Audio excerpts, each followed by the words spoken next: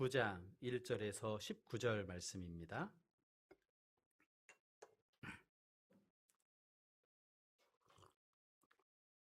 사도행전 9장 1절에서 19절 말씀, 제가 한 절, 그리고 여러분이 한 절 교독하겠습니다. 사울이 주의 제자들에 대하여 여전히 위협과 살기가 등등하여 대제사장에게 가서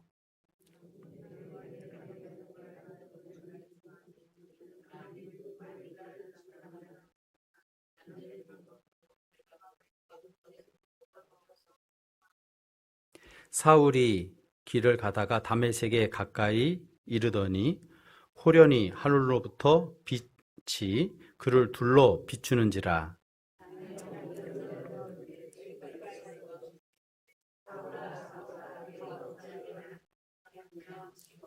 대답하되 주여 누구시니이까? 이르시되 나는 내가 박해하는 예수라.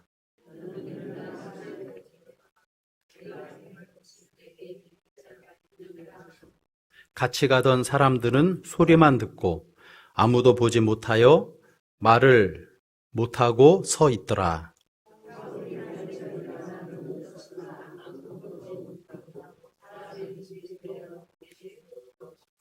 사흘 동안 보지 못하고 먹지도 마시지도 아니하니라.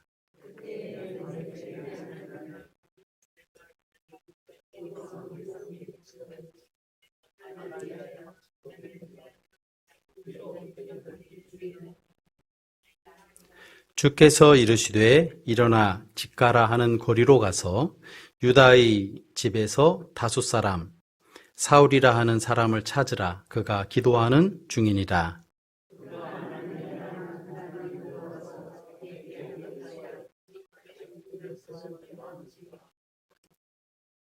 아나니아가 대답하되 주여 이 사람에 대하여 내가 여러 사람들에게 듣사온즉 그가 예루살렘에서 주의 성도에게 적지 않은 해를 끼쳤다 하더니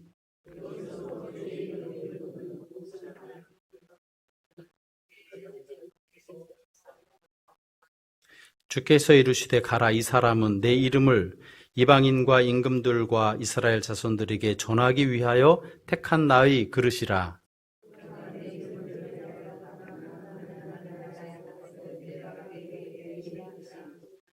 아나니아가 떠나 그 집에 들어가서 그에게 안수하여 이르되 형제 사울아 주 곧 내가 오는 길에서 나타나셨던 예수께서 나를 보내어 너로 다시 보게 하시고 성령으로 충만하게 하신다 하니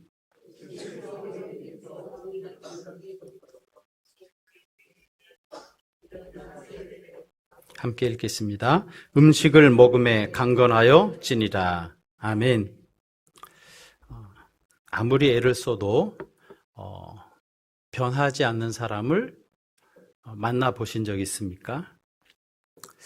아무리 애를 써도 변하지 않을 사람을 만나면 결국 우리 어떻게 합니까? 포기하게 되죠. 현대를 가르쳐서요, 인스턴트 시대라고 합니다. 즉시 빨리빨리 이러한 시대죠. 그러다 보니까요, 이 포기도 빨리 하는 경향이 이 현대에는 있는 것 같습니다. 몇 번 얘기하고 반응이 없으면 안 되는가 봐 하고 포기하고 한두 번 기도하고 응답이 없는가 봐 이렇게 하고 포기하는 경향이 있는 것 같습니다. 심지어는요, 가족들 간에서도 포기하는 일들이 있습니다. 저 사람은 안 변해. 쟤는 안 돼. 저 양반은 안 돼. 이렇게 포기하는 그러한 경우가 있습니다. 전도할 때는 어떻습니까? 전도하는데 한 번, 두 번 전도하다가 전도가 안 되면 복음을 받아들이지 않으면 이 사람은 안 되나 봐 해서 포기를 할 때가 있습니다. 오늘 말씀에는요, 사울이라는 사람이 나오는데요. 이 사울은요, 우리 믿음의 시각에서 봤을 때는 포기라는 말도 잘 어울리지 않는 그러한 사람입니다. 왜냐하면요, 포기라는 것은 무엇인가 기대를 했기 때문에 포기도 할 수 있는 거거든요. 그런데 이 사울은요, 성도 교회가 볼 때 조그만한 기대를 가질 수도 없는 사람입니다. 그렇기 때문에 사울한테는 포기라는 말도 어울리지 않는, 그만큼 교회를 어렵게 하고 핍박하고 잔해해서요, 교회로서는 기대조차 하지 않는, 포기라는 말도 어울리지 않는 그러한 사람이 누구였느냐면 오늘 말씀에 나오는 사울이라는 사람이었습니다. 우리 1절 하고요, 2절 말씀 우리 같이 한번 다시 봉독하겠습니다. 사울이 주의 제자들에 대하여 여전히 위협과 살기가 등등하여 대제사장에게 가서 다메섹 여러 회당에 가져갈 국문을 청하니, 이는 만일 그 도를 따르는 사람을 만나면 남녀를 막론하고 결박하여 예루살렘으로 잡아오려 함이라. 아멘. 여기에 사울을 소개하는데 지금 어떻게 소개하고 있느냐면요, 여전히 위협과 살기가 등등하다, 이렇게 표현하고 있습니다. 그러니까 사울이라는 사람은요, 단순히 예수님을 안 믿는 사람이 아니라 교회를 위협하는 사람이고요, 살기, 이 죽이려고 하는 그러한 기운, 죽이려고 하는 그 생각, 그런 행동이 가득한, 이 살기가 가득한 무서운 사람이었습니다. 그러니까 성도가 이 사람한테 잘못 걸리면 큰일 나는 것이죠. 교회도 정말 심각한 그러한 문제를 만날 수 있는 그러한 주체가 되는 사람이 있었는데요, 그 사람이 바로 이 사울이라는 사람이었습니다. 오늘 9장 말씀을 읽었는데 9장 조금 전에 보면은요, 우리 교회 역사에 최초의 순교자가 나옵니다. 최초의 순교자는 스데반 집사님이었습니다. 너무너무나 귀한, 지혜롭고 성령이 충만한 분이었는데요, 돌에 맞아서 순교하게 됩니다. 그런데 스데반이 순교했을 때 스데반의 옷을 누구 앞에 갖다 놓냐면 청년, 젊은이였던 이 사울 앞에 그 옷을 갖다 놓습니다. 그러니까 이 순교자, 처음 나오는 이 순교자의, 첫 순교자의 그러한 주동자로 분명히 사울이 그 자리에 있었다는 것을 우리는 생각해 볼 수가 있습니다. 오늘 말씀도 그래요. 사울이요, 어디로 가고 있느냐면 다메섹, 그러니까 다마스커스라고 하는 시리아의 수도, 이국 땅 멀리 지금 가고 있습니다. 왜 가고 있느냐면요, 교회가 흩어지면서요, 그 멀리까지 성도들이 가고 그곳에 교회가 세워지니까, 이 소식을 들으니까 이 사울은 그냥 있을 수가 없었습니다. 그래서 당시의 최고 지도자인 대제사장에게 공문을 받아서 그 다메섹까지 가서 그들을 체포해서 잡아와서 처형하기 위해서 지금 다메섹으로 가고 있는 이 사울의 모습을 볼 수 있습니다. 사울은 이처럼 교회를 잔해하는 사람이었고요, 성도들을 죽이고자 하는 사람이었습니다. 그런데 오늘 이 9장 말씀에 와서요, 이 사울이 여전히 이러한 사람이었는데요, 이 여전이라는 말에 참 큰 여운이 남는데 이제 그 끝이 다가온 것 같아요. 그래서 이 사울에게 놀라운 반전이 일어납니다. 교회를 잔해하던 이 사람이요, 바뀌어가지고 전 세계를 복음화하는데요, 위대하게 쓰임받는 전도자로 바뀝니다. 있을 수 없는 일이 순간 일어나게 됩니다. 도대체 어떻게 이러한 일이 일어나게 되었나? 도대체 어떻게 이 사울이라는 사람이 짧은 시간에 위대한 전도자로 바뀔 수 있었을까? 특별히 우리가 하나님의 사랑으로 구원받고 이제 또 사랑하는 영혼을 구원하기 위해서 교회에서 계획해서 축제를 갖거든요.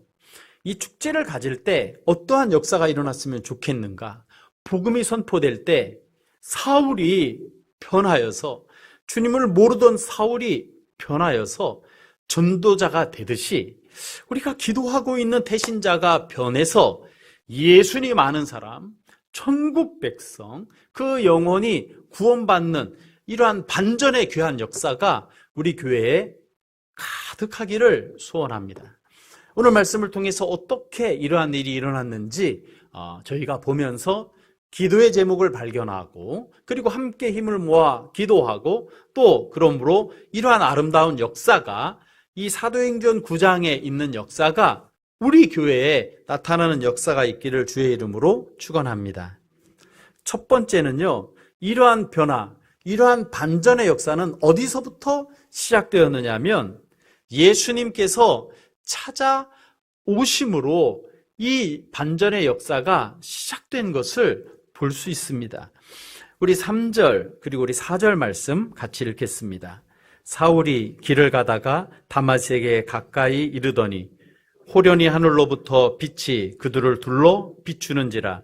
땅에 엎드러져 들음에 소리가 있어 이르시되 사울아 사울아 내가 어찌하여 나를 박해하느냐 하시거늘. 아멘.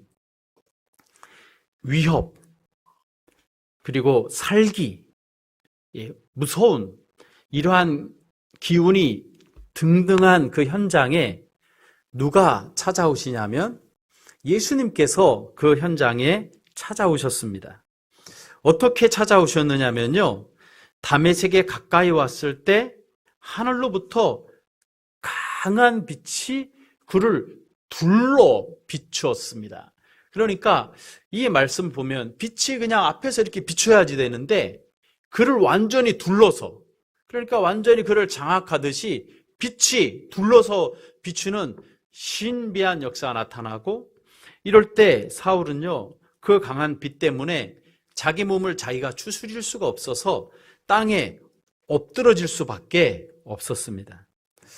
그리고 자기가 가려고 했던 그 목적지가 얼마 남지 않았는데 이제 그 길을 가지 못하게 되었습니다. 그런데 이 사울에게는요, 더 충격적인 일이 벌어지는데요, 이 빛 가운데에서 음성이 들리는 겁니다. 소리가 들리는 겁니다. 어떤 음성이 들리냐면요, 자기 이름을 부르는 겁니다. 사울아, 사울아, 내가 어찌하여 나를 박해하느냐.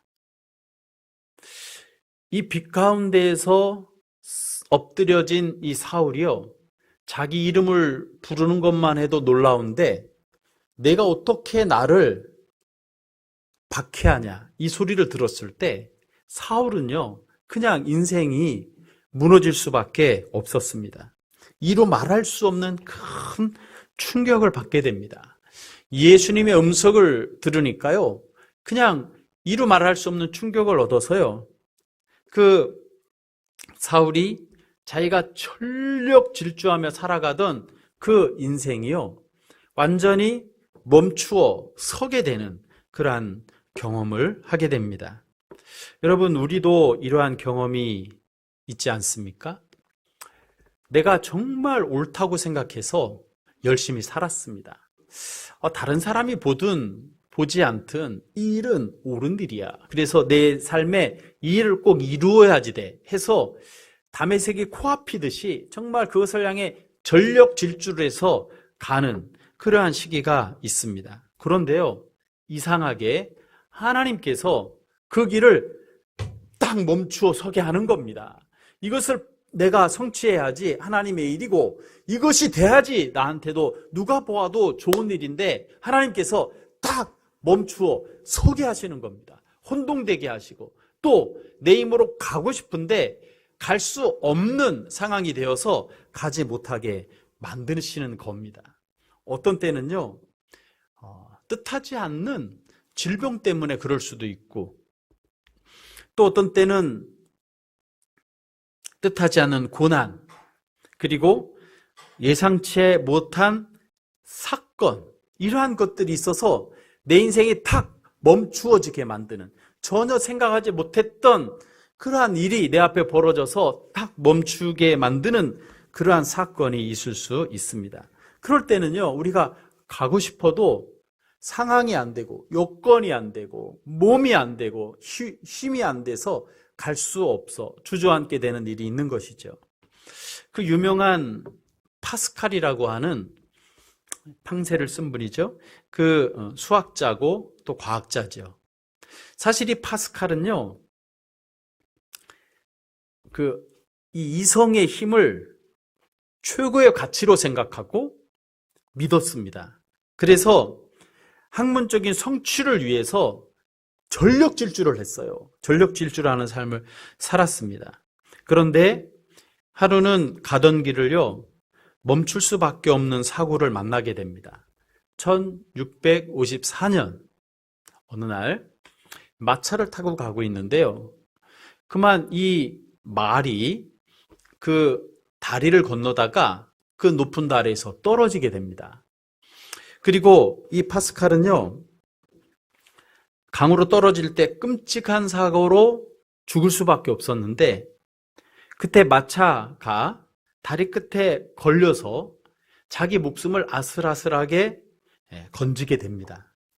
이 죽음의 문턱을 경험한 파스칼은 자기가 딱 경험한 것은요, 아무리 똑똑해도, 아무리 이성이 모든 것에 기반이 돼도 이성에는 한계가 있구나, 이것을 딱 발견하게 됩니다.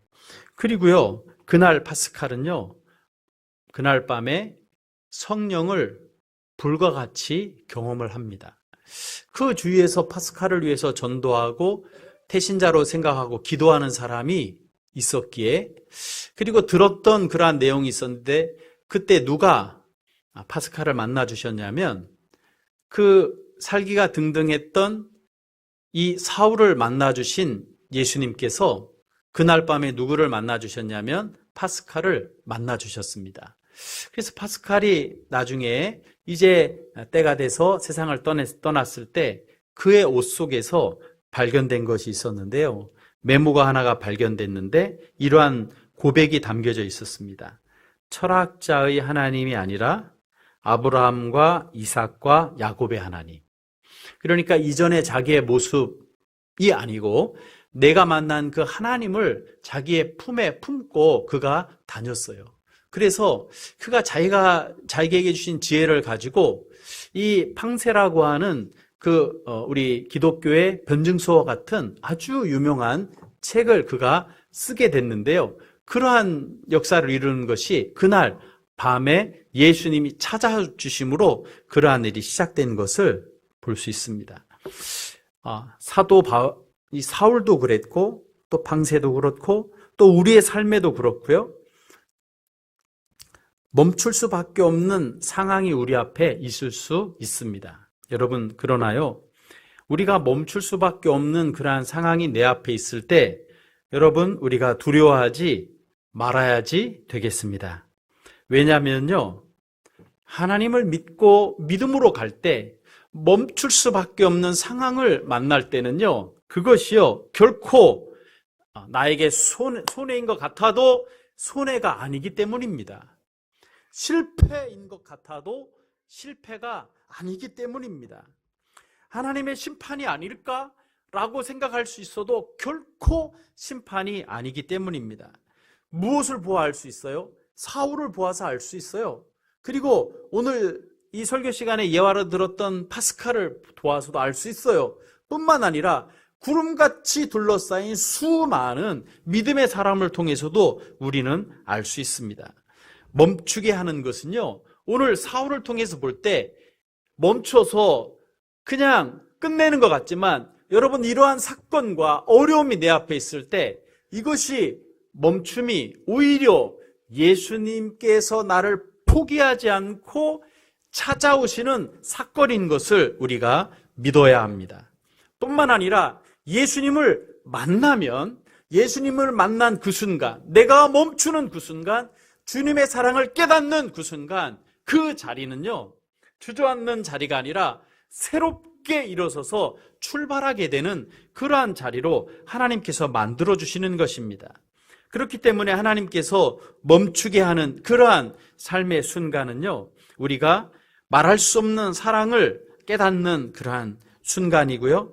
또 축복으로 나아가는 놀라운 그러한 전환점이 되는 순간입니다. 이번 주 사랑 나눔 축제 때 강사로 오시는 분하고요. 이번 주에 이제 만나서 잠시 교제를 했습니다. 그 강사님에 대해 얘기도 듣고 또 저 얘기도 또 하고 했어요. 그런데 그때 같이 간 분이 이제 두 분 계십니다. 우리 전사님 한 분하고 그리고 권사님 한 분 이렇게 가셨는데요. 서로 대하는데 권사님이 그 강사님 얘기를 듣더니 하는 말이요. 그 강사님이 이제 기도를 하는데 하루에 한 3시간 정도 항상 그 사업을 그렇게 열심히 하면서 3시간 정도 이제 기도를 하시는 거예요. 어떻게 그렇게 기도하냐? 그랬더니 새벽 예배를 항상 3시 반에 간대요. 그래서 기도한대요. 새벽 마치면 또 7시까지 또 기도를 한대요. 그리고 집에 가서 식사하고 출근해가지고 1시간 반 꼭 성경을 읽는데요. 그래서 저도 옆에서 들으면서 와, 목회자보다 더 열심히시네. 그러니까 그 옆에 있는 권사님이 뭐라고 하냐면 장로님 뭐 어떻게 그렇게 기도를 하냐. 나는 기도 5분 하기도 힘들다. 기도 5분만 해도 기도 제목이 다 떨어져 가지고 하기 힘든데 도대체 3시간씩 어떻게 기도를 하냐. 그러니까 그 강사님이 우리 권사님은 하나님께 복을 많이 받았기 때문에 기도의 내용이 많이 없어서 그렇지 저같이 그냥 그 바닥에 떨어지고 힘들고 기도 제목을 많이 주시는 사람은 기도할 수밖에 없다. 그러니까 또 권사님 나 이런 문제가 있는데 그래도 기도가 안 나온다. 그러니까 구체적으로 기도하자. 뭐 이렇게 얘기를 막 이렇게 했어요. 얘기를 하는데 그 이야기 속에서요. 이 강사님 우리가 사랑 나눔 축제를 통해서 그 간증들을 듣게 되겠지만요. 정말 상상할 수 없는 바닥에 이제 내려가요. 그런데 거기서 누구를 만나냐면 내려간 만큼 올라가고 그 깊이 떨어진 만큼 더 높이 올라갈 만큼 하나님이 주시는 큰 기적과 축복을 경험해요. 그러니까 그 말을 들으면서 이 떨어진 만큼 올라가니까 그 떨어질 때 그 바닥이 끝이 없을 것 같은데 거기서 만난 주님 때문에 주님과의 약속을 지키며 평생 달려갈 수 있고 그러면서 하나님께서 주시는 그러한 놀라운 축복을 경험한 그러한 주인공이 되셨더라고요. 복을 받았는데요. 참 영적으로 또 육적으로 굉장히 많은 복을 받으셨더라고요. 정말 이렇게 볼 때요. 어떻게 보면 이 장로님도 인생의 멈춤, 끝났다, 실패했다, 이제 절망이다 라고 했지만 시간이 지나고 나면 그것이요. 바로 하나님의 크신 사랑인 것을 깨닫게 되는 것이죠. 여러분, 저희도 저희의 삶에 그러한 일들을 많이 경험하게 됩니다. 바닥이고 실패한 끝인 것 같지만 그 시간이 지나고 나면 그것이 주님을 나를 사랑하는 사랑의 그러한 깊은 순간이었구나는 것을 알게 됩니다. 이 땅에서도 만약 다 알지 못하면 주님의 나라에 이르렀을 때 주님을 온전히 찬양케 하는 놀라운 역사가 나타날 것입니다. 여러분, 특별히 이번 사랑 나눔 축제를 할 때요. 기도하는데 이번에 말씀을 준비하면서 기도하는데요. 아버지, 이번 사랑 나눔 축제가 멈춤의 역사가 있는 시간이 되게 해 주십시오. 이렇게 기도하고 있습니다. 왜냐하면 내가 생각하고 내가 계획했던 달려가는 것이요. 복음을 들으면서 멈추어 서게 되는 역사가 나타나는 거죠. 그리고 다시 주님의 이름으로 일어서서 새롭게 출발할 수 있는 그 분기점, 그 시점이 바로 그 순간이 되는 역사가 많은 분들에게 나타나기를 기도하는 것입니다. 우리 성도님들도 주여 사랑 나눔 축제가 멈춤의 역사가 있는 그러한 시간이 되게 해 주십시오. 이렇게 기도하며 나아갈 수 있는 우리 모두 되면 좋겠습니다. 특별히요, 사랑 나눔 축제를 준비할 때 오늘도 연합다락방 하는데요. 대각성 전도 집회 이렇게 말하고 있어요. 그냥 전도 집회가 아니라 대각성이에요. 왜 이렇게 이름을 붙이냐면요. 먼저 주님을 만난 우리는요. 날마다 주 앞에 갱신하고 또 개혁하고 각성하며 두렵고 떨림으로 회개하며 주 앞에 전진하는 구원을 이루는 주님의 백성이거든요. 그래서요, 이렇게 영적인 큰 거사를 준비하면서 누가 각성해야 되죠? 먼저 된 우리가 각성하고 복음을 들으면서 다시 한번 복음과 진리 위에 든든히 서는 그러한 시간이 돼야 되겠죠. 열심히 주님을 믿고 달려왔는데 잠시 멈추고 내가 잘하고 있나, 복음 위에 서 있나 확인하고 그 복음 위에 다시 한번 집을 지을 수 있는 그러한 멈춤의 시간이 돼야 되겠죠. 그리고요, 태신자들은 말할 것도 없어요. 이 자리에 참석했을 때 그때 마음이 멈추어지고 주님으로 말미암아 새롭게 시작하는 그 시간이 돼야 되겠죠. 언제요? 11시예요. 언제요? 7시예요. 이를 위해서 기도하여서요, 우리가 복을 받고 또 태신자도 복을 받는 그러한 멈춤의 시간, 새로움의 시작의 시간이 우리 교회에 성취되는 그러한 축복의 역사가 있기를 주님의 이름으로 축원합니다. 파스칼의 변화나 바울의 변화나 많은 성도의 변화가 있는 그러한 축복의 역사가 있기를 간절히 소망합니다. 두 번째는요, 이러한 변화는요, 내가 힘이 없는 존재라는 것을 깨닫는 순간 시작됩니다. 나는 할 수 있고, 그리고 나는 힘이 있고, 내가 해도 돼.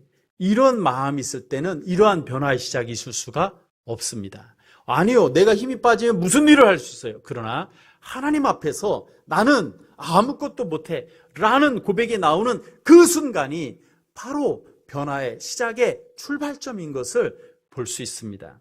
우리 8절, 9절 말씀 우리 같이 한번 읽겠습니다. 사울이 땅에서 일어나 눈을 떴으나 아무것도 보지 못하고 사람의 손에 끌려 다메섹으로 들어가서 사흘 동안 보지 못하고 먹지도 마시지도 아니하니라. 아멘. 여러분, 사울에게 어울리는 말이 아닙니다. 사울은요, 앞서가는 사람, 2발, 3발, 한 걸음, 2걸음 항상 앞서가는 사람이었습니다. 그런데요, 일어나 눈을 떴어요.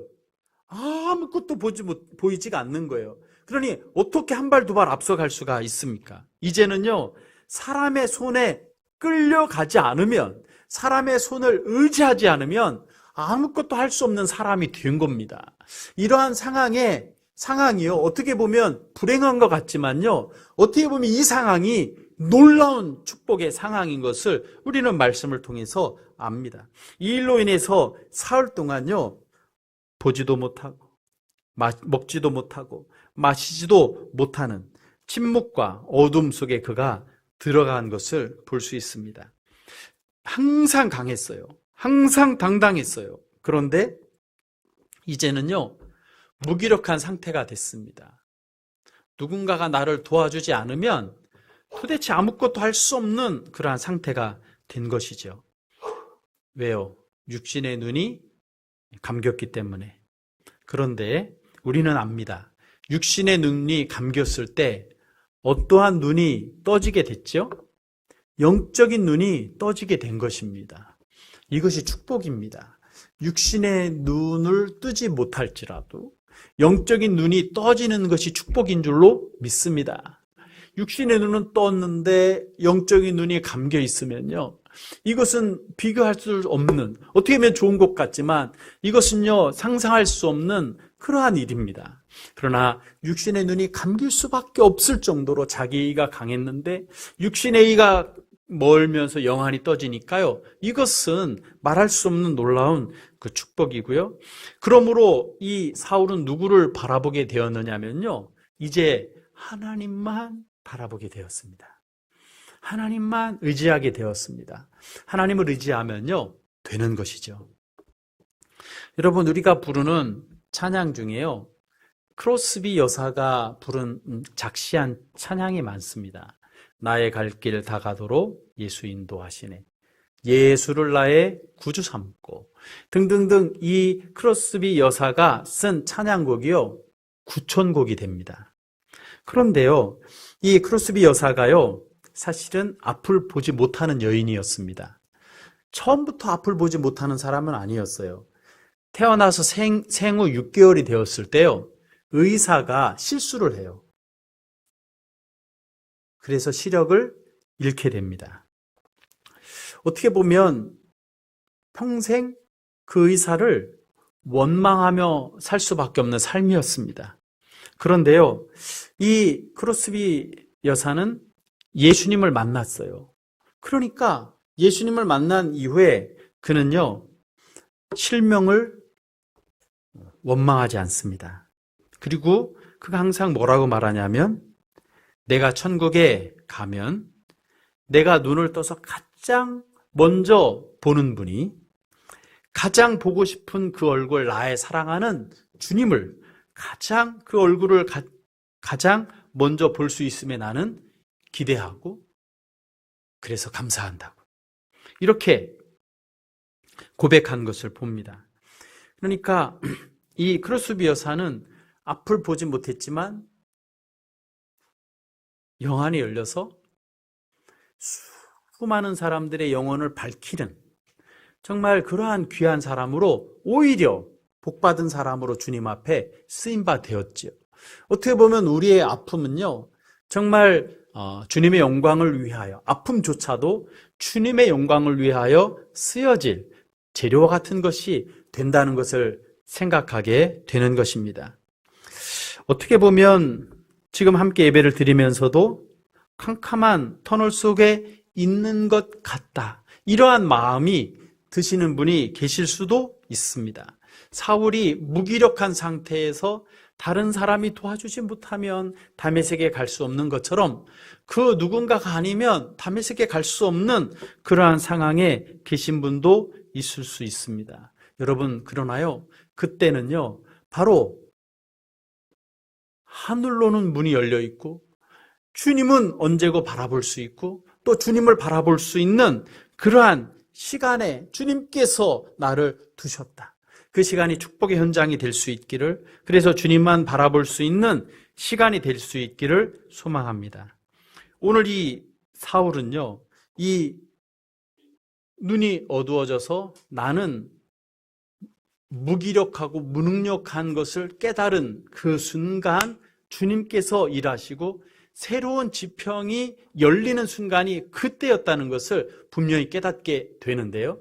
이러한 은혜를 알고 믿음으로 나아가고 이러한 축복이 주님 앞에 날마다 있어서 주님께서 주시는 힘과 지혜와 능력과 그리고 권능으로 날마다 믿음으로 주님과 함께 주님 바라보며 살아갈 수 있는 우리 모두 되기를 주의 이름으로 축원합니다. 세 번째는요, 이게 참 중요한데, 우리한테도 중요한데요, 이 바울이 이렇게 변화받는 데는요, 중보자가 꼭 필요했다는 겁니다. 이 변화의 시작에는요, 중보자가 꼭 필요하다는 것입니다. 바울에게는 어떤 중보자가 필요했느냐면요, 아나니아라고 하는 중보자가 필요했습니다. 사울은 누구를 통해 변화됐죠? 예수님을 통해 변화됐습니다. 그런데요, 이 사울이 공동체 가운데 세워지기 위해서는 누가 필요했느냐면요, 아나니아가, 중보자가 필요했습니다. 그러니까 회심의 출발은 예수님인데요, 온전한 회심을 이루기 위해서는 공동체가 필요하고 그 공동체에서 하나 되기 위해서는 중보자가 필요한, 아나니아가 필요하다는 것입니다. 어떻게 보면은요, 우리 먼저 된 사람은 이 땅의 중보자이고요, 어떻게 보면 우리 먼저 된 사람은 이 땅의 축복의 통로이고요, 어떻게 보면 우리 모든 사람은요, 아나니아인 것이죠. 이러한 축복의 통로로 쓰임 받아야 될 사람이 바로 우리 모두인 것이고, 그렇게 쓰임 받도록 우리가 기도해야지 되겠죠. 우리 13절 14절 말씀 우리 같이 한번 읽겠습니다. 아나니아가 대답하되 주여, 이 사람에 대하여 내가 여러 사람에게 듣사온즉 그가 예루살렘에서 주의 성도에게 적지 않은 해를 끼쳤다 하더니 여기서도 주의 이름을 부르는 모든 사람을 결박할 권한을 대제사장들에게서 받았나이다 하거늘. 이 아나니아는 처음에 예수님의 음성을 들었을 때, 하나님의 마음을 들었을 때 이것을 받아들이기 싫었어요. 그래서 지금 거부하고 있는 것을 봅니다. 거부하고 있는, 주님의 말씀을 거부하고 있는 이 아나니아에게 주님께서는요, 포기하지 않고 다시 한번 또 말씀하시는 겁니다. 우리 15절 말씀 같이 한번 읽겠습니다. 주께서 이르시되 가라, 이 사람은 내 이름을 이방인과 임금들과 이스라엘 자손들에게 전하기 위하여 택한 나의 그릇이라. 아멘. 거부하던 이 아나니아가 주께서 그를 쓰시겠으니 너가 가서 그 중보자 역할을 하라, 이렇게 말하니까 아나니아가 순종합니다. 순종할 때 아나니아의 첫말을 통해서요, 내가 어떤 위치에 서서 나가야 되는 성도가 되어야 될지를 발견하게 됩니다. 우리 17절에서 19절 말씀 같이 한번 읽겠습니다. 아나니아가 떠나 그 집에 들어가서 그에게 안수하여 이르되 형제 사울아, 주 곧 내가 오는 길에서 나타나셨던 예수께서 나를 보내어 너로 다시 보게 하시고 성령으로 충만하게 하신다 하니 즉시 사울이 눈에서 비늘 같은 것이 벗어져 다시 보게 된지라. 일어나 세례를 받고 음식을 먹음에 강건하여 지니라. 아멘. 이 사울의 문제가 해결이 되고 세례도 받고 음식을 먹고 강건해졌어요. 여러분, 이 있기 전에 무엇이 있었느냐면요, 이 아나니아가 한 말, 이 한마디가 정말 마음에 너무나 많이 와닿습니다. 그것은 뭐냐면요, 사울에게 가서 아나니아가 가장 처음 한 말이 뭐죠? 형제 사울아입니다. 형제 사울아. 형제 사울아라고 하는 것은 우리 교회에서는 우리 형제님, 자매님 그러죠. 이게 뭡니까? 하나님을 아버지로 모시고 형제, 자매, 한 식구가 됐다는 그러한 뜻 아닙니까? 다시 말하면 사울을 형제라고 한다면 사울을 공동체의 일원으로 교회의 가족으로, 권속으로 받아들였다는 뜻 아닙니까? 그런데 아나니아는 사울을 볼 때 형제라고 할 수 있었을까요? 만약 아나니아는 형제라고 말할 수 있는 주님의 음성을 들었기 때문에 이해가 됐다 할지라도 다른 모든 공동체의 일원이 사울을 형제라고 부를 때 공동체의 일원으로 받아들일 마음의 준비가 되어 있었을까요? 사울을 형제라고 할 때 아나니아가 아무리 지혜롭고 지도자라 할지라도 아나니아한테 왜 그렇게 형제라고 부릅니까? 사울을 모릅니까? 어떻게 된 겁니까? 이렇게 말할 수도 있는 상황이었습니다.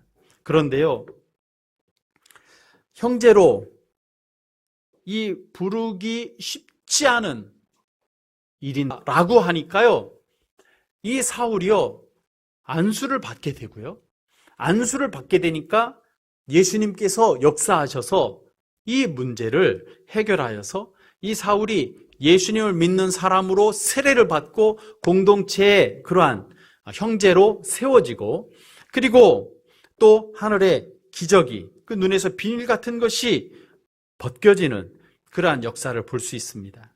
여러분, 이러한 기적은 어디서부터 시작됐느냐면 중보자가 가서 뭐라고 말하냐면 형제 사울아 라고 말할 때부터 시작된 것을 우리는 볼 수 있는 것입니다. 이렇게 돌이키는 것은요, 공동체를 통해서 완성이 되는 것을 볼 수 있습니다. 그러므로요, 우리는요, 주님의 교회에 나오는 분들을 형제로 바라보고, 어떤 누구든지 형제로 바라보고 믿음으로 대할 때요, 태신자의 눈에서 무엇이 벗겨질까요? 고정관념, 교회에 대한 고정관념의 비늘이 벗겨지는 것이고, 성도들에 대한 고정관념의 비늘이 벗겨지는 것이고, 예수님에 대한 그러한 잘못된 시각의 비늘이 벗겨지고, 사울이 예수님을 만난 것처럼 예수님을 만날 수 있는, 그리고 공동체 가운데 세워질 수 있는 그러한 역사가, 그러한 기적이 일어나고, 그것이 바로 공동체에 세움을 받은 성도의 아름다운 그러한 모습인 것을 볼 수 있습니다. 오늘 말씀을 통해서요, 정말 놀라운 반전을 보게 됩니다. 우리는 이미 누군가를 포기할 수 되도록 변화시켜 주신 주님의 이 기적의 역사가 온 우주를 다 죽어도 이룰 수 없는 이 놀라운 변화의 역사가 바로 이 기적의 역사가요. 태신자가 성도가 되는 이러한 기적의 역사, 기적의 현장이 바로 우리 교회가 되기를 간절히 소망합니다. 어떻게 보면 새가족이 올 때 우리 안내 서시는 분도 있고 주차하시는 분도 있고 또 방송실도 있고 특별 순서 맡은 분도 있고 음식을 만드는 분도 있고 기도로 동역하는 분이 있고 태신자를 데려오는 분이 있고 이러한 모든 것을 할 때 우리의 마음에 어떤 마음이 있어야 되겠느냐 하면 축복의 통로로 쓰임받은 이 아나니아의 마음이 있어서 우리를 사용하셔서 비늘이 벗겨지는 역사가 우리 교회에 많이 그리고 가득하기를 주님의 이름으로 축원합니다.